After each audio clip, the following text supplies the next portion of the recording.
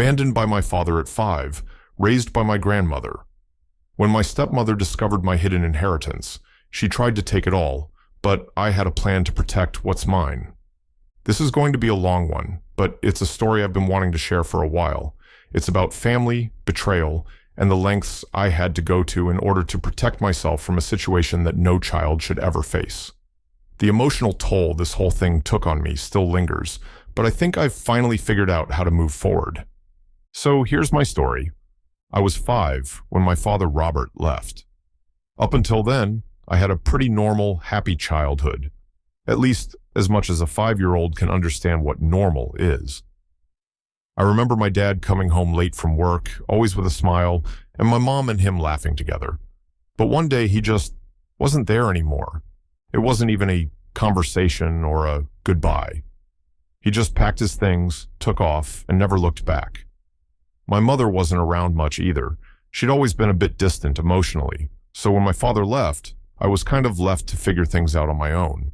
It wasn't until years later that I learned he'd left for another woman, my future stepmother, but that didn't matter when I was a child. What mattered was that my dad, the man who was supposed to be there for me, had just vanished from my life. Without him, things got harder. My mom didn't have the emotional bandwidth to raise me, and I ended up being taken in by my grandmother, who lived in a small town about 2 hours away. She was a no-nonsense woman in her late 60s, but she loved me in a way that my parents never did. She became my rock. I remember her reading to me at night, helping me with school, and always being there when I needed someone to talk to.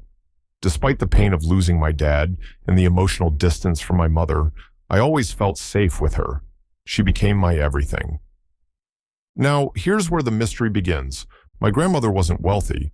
She had a modest house, a pension from her late husband, and a small amount of savings that she managed wisely. But one day, when I was 16, she sat me down and told me something that would change everything. "I have something to give you, but I need you to promise me something first," she said, her voice a little shaky. "This isn't for anyone else. It's just for you, and I need you to be careful with it." I was confused. "What do you mean?" My grandmother explained that when my father had left, he had left behind more than just a broken home. He had an inheritance, a substantial one from his father, who had died when I was just a baby. Apparently, my dad had been given a significant portion of his father's estate, but instead of keeping it, he'd hidden it away somewhere in my grandmother's name so that I could eventually inherit it when I came of age. I didn't know what to think. At first, I thought she was talking about some old savings bond or something trivial, but she assured me it was far more substantial than that, enough to make a difference in my life. She told me that she had kept the secret all these years because she didn't want me to be distracted by it, especially since my father had abandoned me. I didn't fully understand the weight of her words at the time, but I promised to keep it between us. When I turned 18, I went to live on my own in the city to go to college.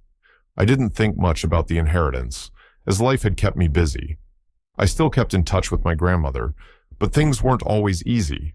After all, I was just trying to make it through school, and the idea of a hidden inheritance felt like a distant memory. Then, out of nowhere, my father reappeared in my life. It happened when I was about 22. I got a random phone call from him, which caught me off guard. He apologized for his absence all those years and said he wanted to reconnect. At first, I was skeptical. After all, he'd left me when I was barely old enough to understand why, but I agreed to meet him. It wasn't so much that I wanted a relationship with him, but I was curious. And maybe, in some naive corner of my mind, I wanted some answers.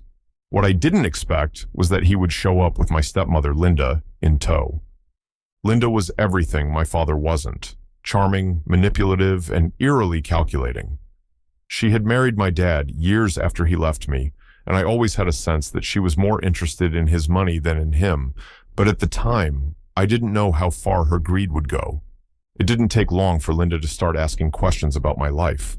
She'd been snooping around my father's finances and had come to the conclusion that there was some kind of inheritance tied to me.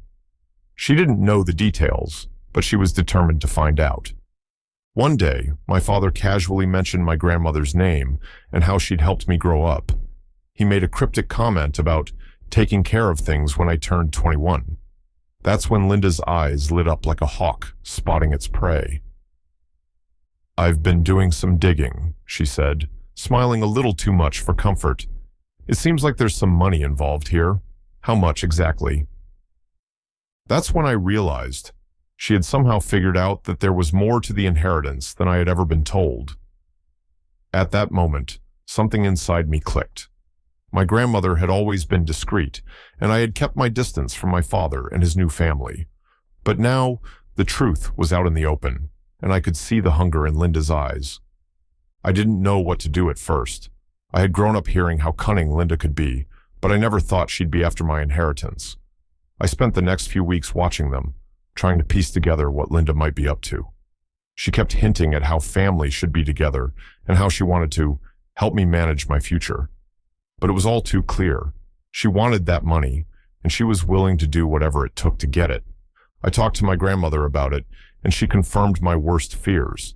Linda had somehow found out about the inheritance, and now she was making a move. She was already pressuring my father to help me with my financial future. But my father was weak, and Linda had him wrapped around her finger. It was clear that if I didn't act fast, she would try to claim my inheritance as part of her family assets. I wasn't going to let that happen, not after everything my grandmother had done for me. Here's where my plan came into play. I knew I had to be careful. I couldn't just confront them head on.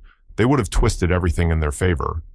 Instead, I decided to use the legal route. I hired a lawyer, one that was discreet and experienced in handling family estates. We started gathering documentation about the inheritance and my father's involvement. I also made sure that my grandmother's will was ironclad, with clear statements about my sole ownership of the inheritance. The next time Linda tried to press me about the money, I calmly told her that I had everything under control. I made it clear that the inheritance was mine, and I had already made arrangements to ensure it stayed that way. She tried to push back, but I stood firm. I wasn't going to let her manipulate me.